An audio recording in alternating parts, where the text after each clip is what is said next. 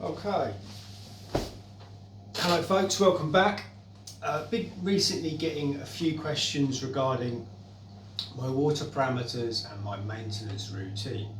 So I thought I'd just do a quick video just to let you guys know what I'm running on this little Red Sea Max Nano. And yeah, it's reef parameters, water parameters is something that I'm not saying what I'm running is what you should run. Every single tank, as you know, is different, and you make a choice of what parameters you want to run. Usually it's based on what your parameters are for your salt that you're using and what that makes up, what parameters your salt makes up, because obviously if you're doing water changes weekly, bi-weekly or monthly, that will determine, you don't want your parameters swinging. So if you're set at a certain amount and you do a water change and it's fluctuating, you really want to match your parameters to the salt, what the salt mixes up. With this little Red Sea Max Nano, we're using Red Sea's Coral Pro salt. The reason being is because it's a small tank, small coral frags, and from my experience, small coral frags, especially SPS corals, do fare better, have a better head start when they're tiny with running slightly higher parameters. So we're using Red Sea's Coral Pro. So we've matched the parameters with the dosing system and everything to maintain our parameters, our main elements of alkalinity, calcium and magnesium, at an elevated level. So alkalinity, I run at around the 12 DKH. Calcium we run between 470 and 500, and magnesium around the 1480, 1500. That's what the salt mix makes up on the water change. So that's what I set my doser to, and we maintain those numbers. So currently my parameters, I test. The key to obviously managing your parameters is testing. You've got to test. If you're not testing, you don't know where they are. It's just all guesswork. Parameters start swinging around, and that's where you start having problems with growth, colour, and overall coral health. So yeah, the tank currently is running alkalinity at 12, calcium's at 500, and magnesium's at 1500. My nutrients, I'm running nitrate and phosphates. Nitrate, we run anywhere between sort of 0 or just over 0, sort of 0.2, 0.3, up to sort of 2.5, 3 ppm. Currently it's sitting at 2.5 ppm. Phosphates, try and keep them as low as possible really. Not 0.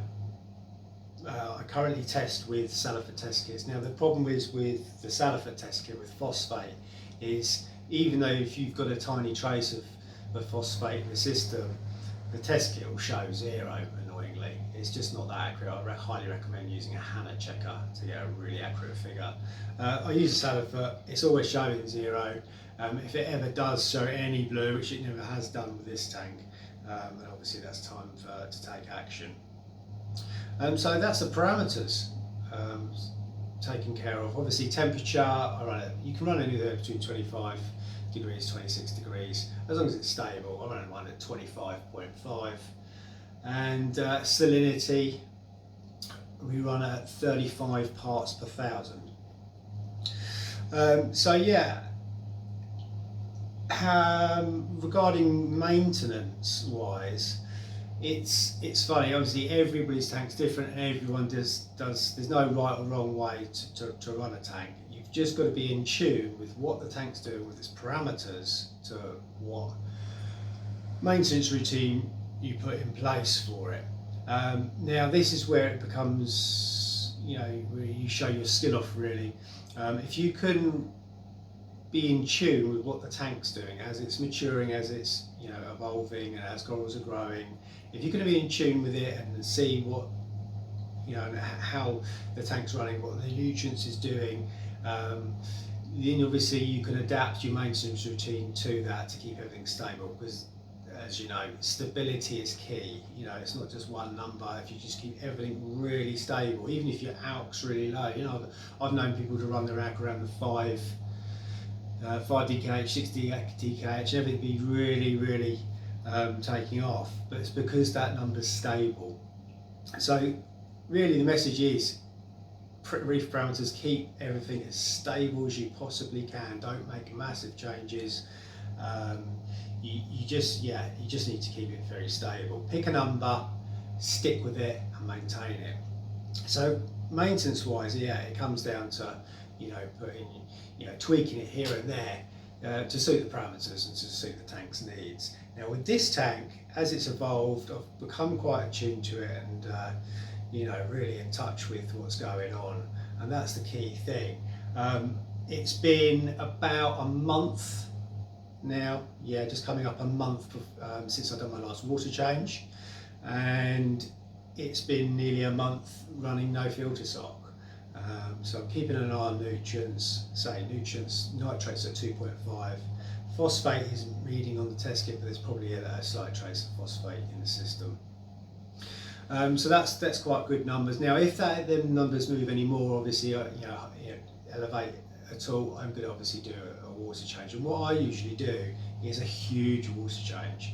And I shall probably do one in a week or two's time, especially if the nitrates go to 3 ppm. And so we should do like an 85% water change, get the water level right down. And the good thing with doing that is you're matching your parameters from the fresh salt mix. You're reducing the nitrate by obviously 85%. And what's the best thing what happens for doing that is it replaces all the trace elements, all the elements we don't test for, which nobody really knows where they are, because you're never going to test for all the amount of elements that are in the salt mix. So you're replacing all those back up to near 100% as well. I also dose a little bit of the Red Sea colours A, B, C, D as well with that, just to boost them up a little bit more, because we're not doing 100%, we're doing 85% because we're not replenishing all of them. So I just boost it a little bit more, and then I just let it roll again. Obviously nutrients will be reduced massively. We're down to sort of, maybe 0.5 nitrate. But what I do is I feed a little bit heavier, so that we bring the nutrients back up, so everything doesn't start sort of paling out. And we just keep an eye on it. I say it's a case of test. I'm saying that my parameters are the parameters you should run. You say pick a number and stick with it, and just see how the tank reacts. And it usually takes, from my experience, I've noticed that if you change anything, it takes at least a week, 2-3 weeks before you start seeing any difference, on whatever you've changed. Say do small changes and then just wait to see what happens. So that's the parameters, and the maintenance routine, very simple in this tank so far. It's getting less and less as it's maturing. It's 9 months in now, it's really kicking off. Everything's really going well, everything's growing well, colour's good. I say I've removed my filter sock, I've got no mechanical filtration on the overflow now. It's just the protein skimmer that's cleaned out once a week. We're running no GFO or ROA-phos, no phosphate removing media whatsoever. Just a tiny bit of, in a netted bag, maybe a shot glass worth of Red Sea's Reef Spec Carbon. I say that's only changed out every sort of month or two. So really it's not running nothing. Maintenance wise there's nothing to do. Obviously bar glass cleaning, making sure once a week your skimmer's clear. And obviously making sure you're testing and you're adjusting your dose to suit to keep your parameters right and stable. But as the tank matures more, say that the parameters do sort of stable out, but the whole system becomes more stable. Hence why everything's now probably doing well, because we've stabilised the whole lot. So I'm going to take the camera off the tripod, do a little show around quickly as I always do. Didn't want this video to be too long, so we're 9 minutes or so in, so I shall just give you a quick show. Bear with me. Tank is doing really well. Focus camera, there we go. So I'm going to do a reef update. probably in the next couple of weeks or so. We've lost this big, we haven't lost, we've got rid of this big colony of pulse crawler that's in the middle. It's just too much. We've sort of just kept the colony around here for the clowns that the clowns live in. But yeah, I've turned the skimmer right down, so I've dialed it down so it's sort of like a thicker foam, so it doesn't collect quite so much liquid.